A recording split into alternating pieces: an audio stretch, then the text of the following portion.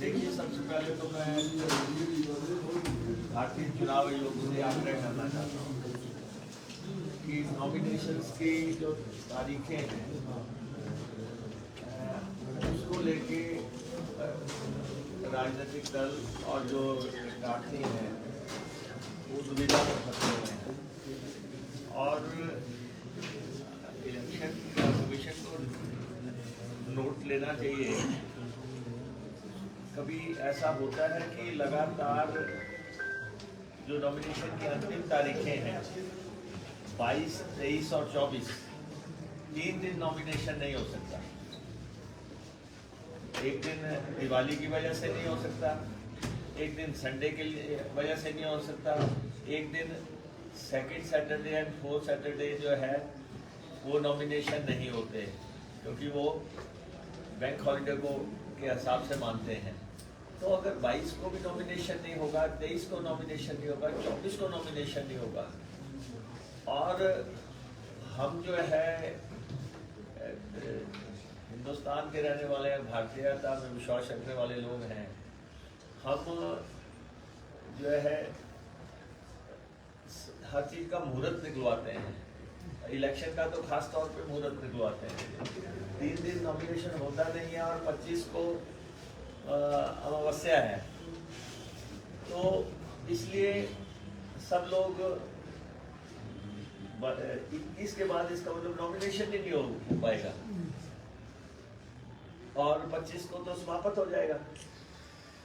और उससे पहले जो है राजनीतिक पार्टियां जो है टिकट अभी अनाउंस नहीं हुए हैं किसी भी पार्टी के, और टिकट अनाउंस होने के बाद एनओसीज लेने हैं लोगों ने। किसी को बिजली का एनओसी लेना, किसी को पानी का एनओसी लेना, किसी को मकान का एनओसी लेना है, किसी को बैंक की डिटेल्स लेनी है, सारी फॉर्मेलिटीज़ पूरी करनी है। तो लगभग 24-48 घंटे तो हर कैंडिडेट को ये प्रोक्योर करते हुए लग जाएगा। तो ये मैंने सुबह भी प्रदेश के मुख्य सचिव से भी आग्रह किया था कि आप ये मसला इलेक्शन कमीशन से उठाएं, और पार्टियां तो उठा ही रही हैं, लेकिन वो इलेक्शन कमीशन अगर अपने एक्ट की दुहाई दे रहा है कि हमारा एक्ट जो है हम उसमें हेर फेर नहीं कर सकते कि 22, 23, 24 के जो वो अंकित है उसकी कॉपी प्रति वो दिखा रहे हैं कि ये संभव नहीं है। तो ये बड़ा व्यवहारिक तरीके से, व्यवहारिक दृष्टिकोण से फैसले होने चाहिए और नियमों से, विधि से हटके भी अगर फैसला लेना है तो आपको संडे को अलाउ करना चाहिए। तो ये स्थितियाँ बनी हुई हैं और अभी भी इस प्रेस कॉन्फ्रेंस के माध्यम से भी हम भारतीय चुनाव आयोग से आग्रह करना चाहते हैं कि व्यवहारिकता को देखें और परिस्थितियों का मूल्यांकन करें और इसमें फेरबदल की जाए। आप पत्रकार साथियों का कोई सवाल हो? धन्यवाद।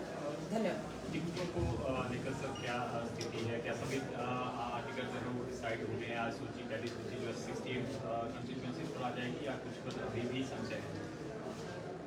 देखिए, कांग्रेस पार्टी जो देश की प्रमुख पार्टी है और इस विपक्षी दल भी है और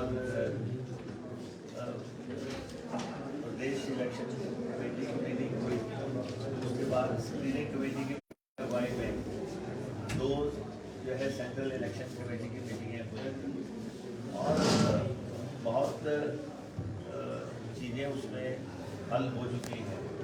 तो इसलिए मुझे लगता है कि नॉमिनेशन तो मेरे ख्याल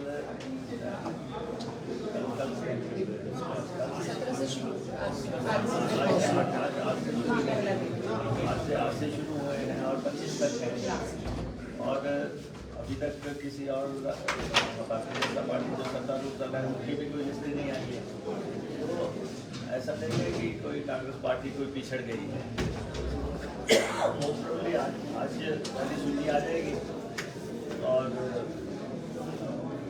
जाहिर तौर पर अगले 48 आवर्स जो है सूचियाँ डिक्लेयर होने के लिए। सर कैंपेन थोड़ा कांग्रेस का भी कम नजर आ रहा है। एक ही बड़ी रैली हुई है, जबकि प्रधानमंत्री 3 से 4 रैलियां कर चुके हैं। जेपी नड्डा हिमाचल प्रदेश के दौरे पर थे, अनुराग ठाकुर लगातार है, तो प्रचार में कहीं ना कहीं कांग्रेस पिछड़ती हुई नजर आ रही है। क्या प्रचार तेज होगा? नहीं, देखिए, जब भी टिकटों के आवंटन का समय होता है, बीच में एक पॉज आता है। हमेशा से कभी भी चुनाव होते हैं तो आप हमेशा से देखते रहे हैं कि जैसे ही टिकटों के डिक्लेरेशन की दौर आती है और डिस्कशन शुरू होती है, तो उस समय जो है प्रचार हर पार्टी का ही धीमा होता है। लेकिन भारतीय जनता पार्टी तो सरकारी तंत्र पे रैलियां कर रही थी, और आपने देखा कि जैसे ही सरकारी तंत्र हटा, पहली रैली ही उनको रद्द करनी पड़ गई प्रधानमंत्री जी की, क्योंकि अपने तौर पर रैली कराने की तैयारी नहीं थी। सरकारी तौर पे रैलियां करवाई जा रही थी, जिसमें हजारों बसें HRTC की लगाई जा रही थी, बाकायदा परफॉर्में बना दिए गए थे। पिछले लगभग 3-4-6 महीने से HRTC बसेस के परफॉर्में बने हुए हैं। किस गांव में कौन ड्राइवर कंडक्टर जाएगा, कौन पंचायत का सेक्रेटरी जाएगा, उनके साथ कौन सा ग्राम सेवक जाएगा, कौन सा प्रभारी जाएगा, उनको भर के लाएगा।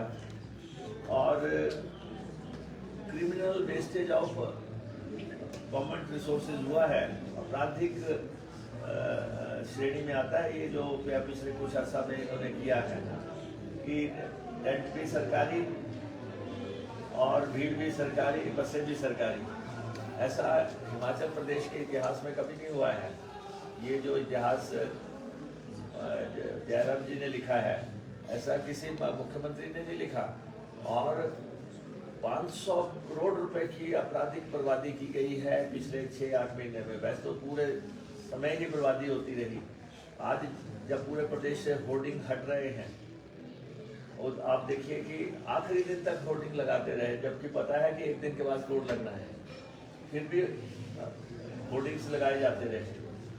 और इसलिए जो है ये जो अमृत महोत्सव के नाम से बर्बादी की गई, कहने को अमृत महोत्सव था तो, लेकिन काम तो सारा राजनीतिक था।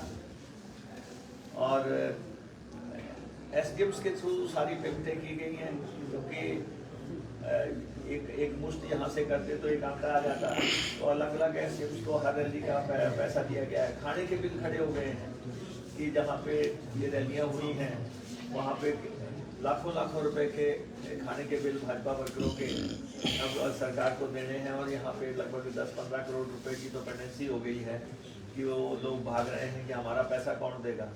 अब भाई जिन्होंने खिलाया उन्होंने देगा, सरकार तो बदल जाएगी, सरकार तो अगले महीने बदल जाएगी।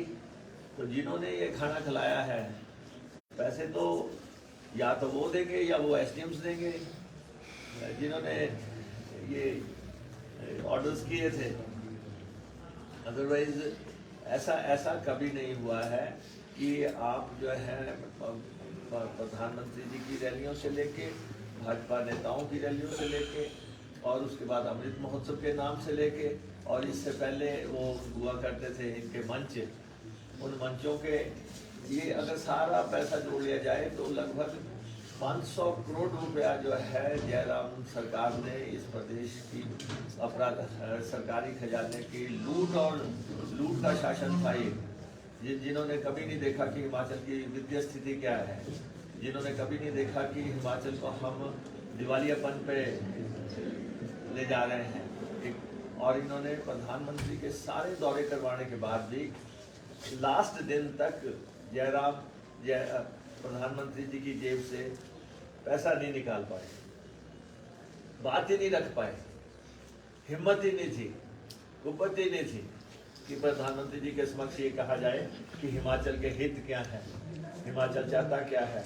जब शुरुआत में आए थे, डबल इंजन की सरकार है, सारा कर्जा माफ हो जाएगा, क्यों नहीं हुआ कर्जा माफ? 65,000 करोड़ रुपए के नेशनल हाईवे बनाए जाएंगे, 69 नेशनल हाई बनेंगे, क्यों नहीं बने 69 नेशनल हाईवे। आज प्रदेश के लोग चुनाव में पूछेंगे भारतीय जनता पार्टी के नेताओं से कि आपने तो कहा था, और फिर कहा था 4 लेन बनाएंगे। 4 लेन कोई 4 लेन तैयार हुई है, और इन 4 लेन्स बनाने के लिए जो जमीन की एक्विजिशन होनी थी, वो कहा था कि 4 गुना मुआवजा मिलेगा किसान को। किस किसान को मुआवजा 4 गुना मिला है? जो मुख्यमंत्री अपने घर का हवाई पट्टी नहीं बना पाए, जो उनका ड्रीम प्रोजेक्ट था, तो उनसे आप क्या उम्मीद कर सकते हैं? फिर कहा था कि धर्मशाला की, भुंतर की, शिमला की हवाई पट्टियाँ एक्सपेंड की जाएंगी। कोई हवाई पट्टी एक्सपेंड हुई? रेल लाइनों का कहा था रेल लाइनें बनाई जाएं। आपको बताएं कि पब्लिक रिलेशन डिपार्टमेंट प्रधानमंत्री जी के आखिरी दौरे पे रात को होर्डिंग्स तैयार कर लिए थे, वे एडवर्टीजमेंट जारी कर दिए थे कि ऊना से मीरपुर रेल लाइन, जिसके कि एक हमारे स्पोक्सपर्सन, नेशनल स्पोक्सपर्सन कितनी बार दिखा चुके हैं, 1000 रुपये बजट में था, उसकी भी फाउंडेशन स्टोन करवा रहे थे। वो तो लास्ट में प्रधानमंत्री कार्यालय से मनाही हो गई कि नहीं, ऐसा नहीं किया जा सकता। ये जो कुछ लोग बहुत ज़रूरत से ज़्यादा झोला उठाने वाले थे, उनकी आप देख सकते हैं कि स्थितियाँ क्या थी। और डायरेक्टर पब्लिक रिलेशन को चेंज किया जाना चाहिए। 4 साल हो गए, इलेक्शन चल रहा है, उनको क्यों नहीं बदला जा रहा है? जिन्होंने इतने रिसोर्सेज की बर्बादी की है, ये डायरेक्टर पब्लिक रिलेशन और MD HRTC, ये दोनों तो निलंबित कर दिए जाने चाहिए, जिन्होंने हिमाचल प्रदेश के अवाम का पैसा का ख्याल ना करते हुए जिस ढंग से इन्होंने पैसे की बर्बादी की है, वो आपके सामने है। तो इसलिए जो इश्यूज हैं, इश्यूज की तो कोई कमी नहीं है।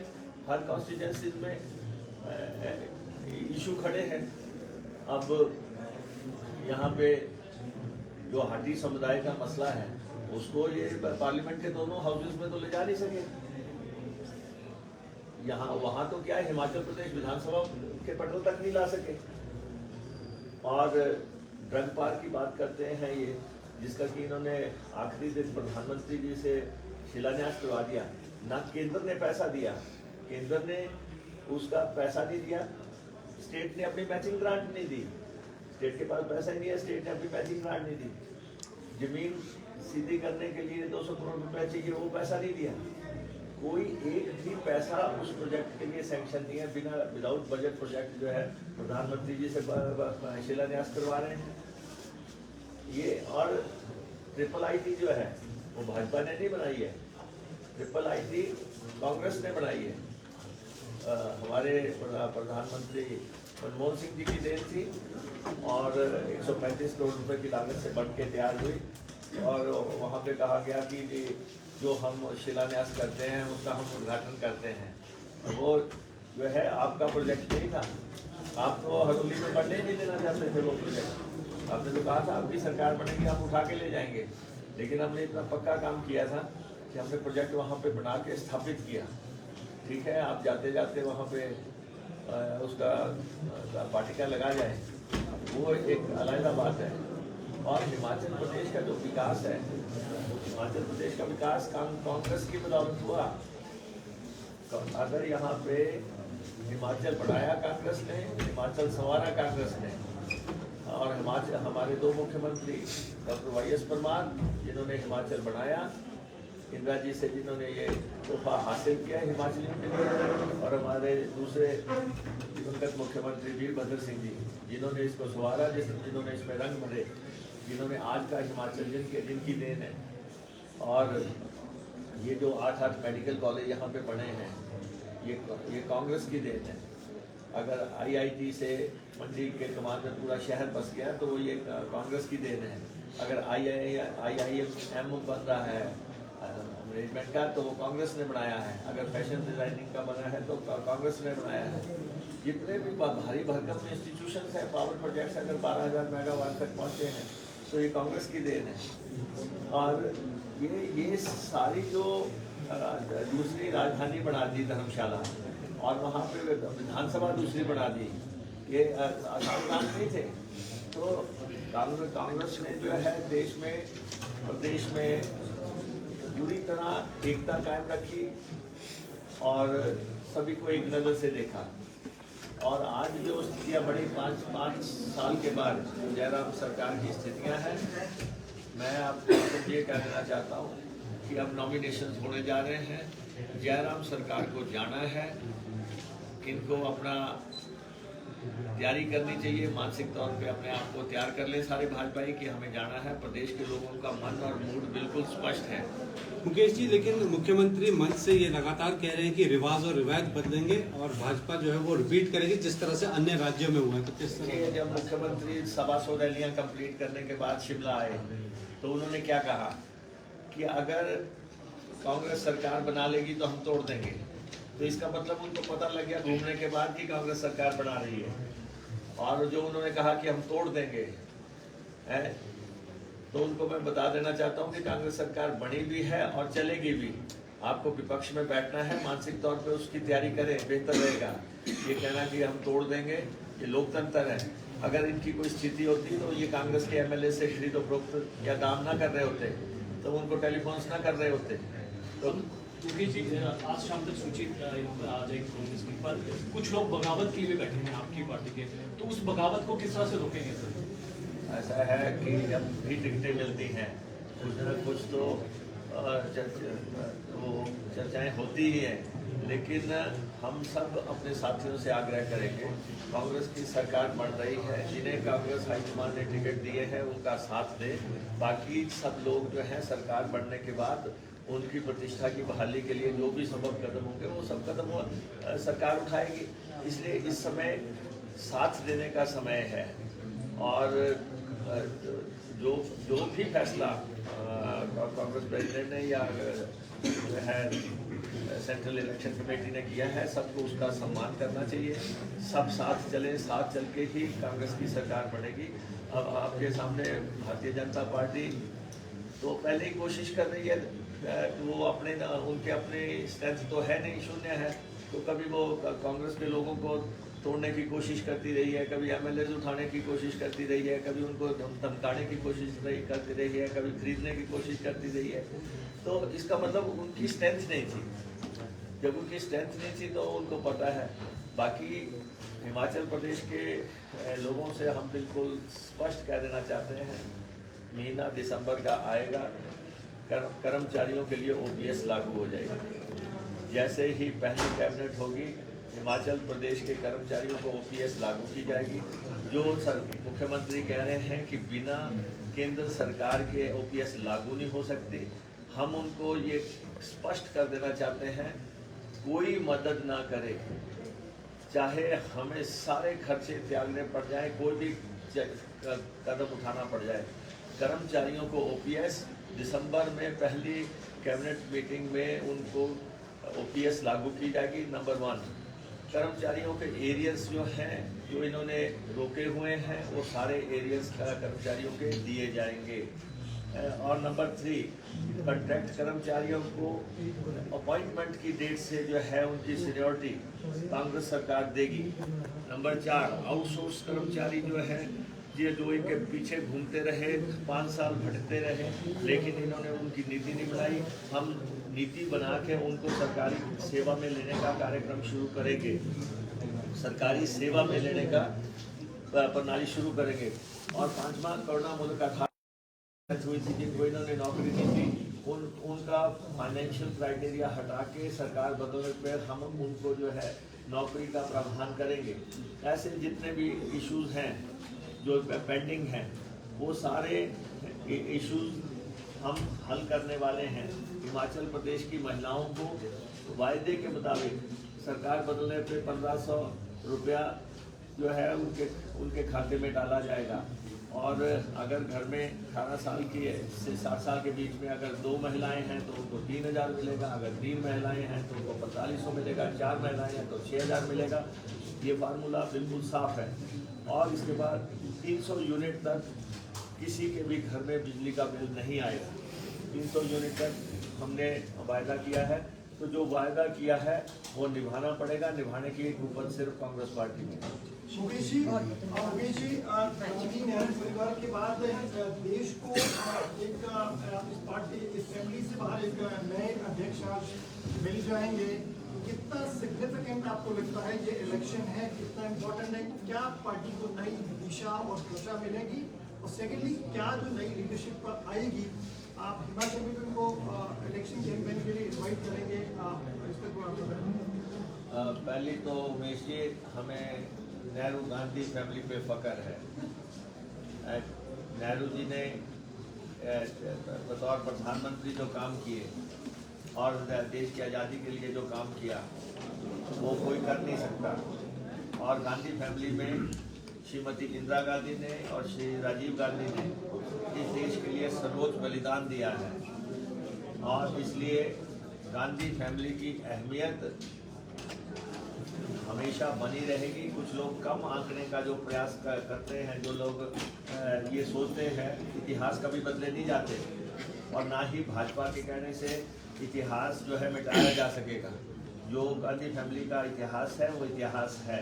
दूसरा ये है कि इस समय चुनाव हो रहे हैं, कांग्रेस पार्टी ऐसी पार्टी है जो कि वोट डलवा रही है। नॉमिनेशन का सबको समय दिया गया है कि नॉमिनेशन करें, उसके बाद आज वोट पड़ रहे हैं।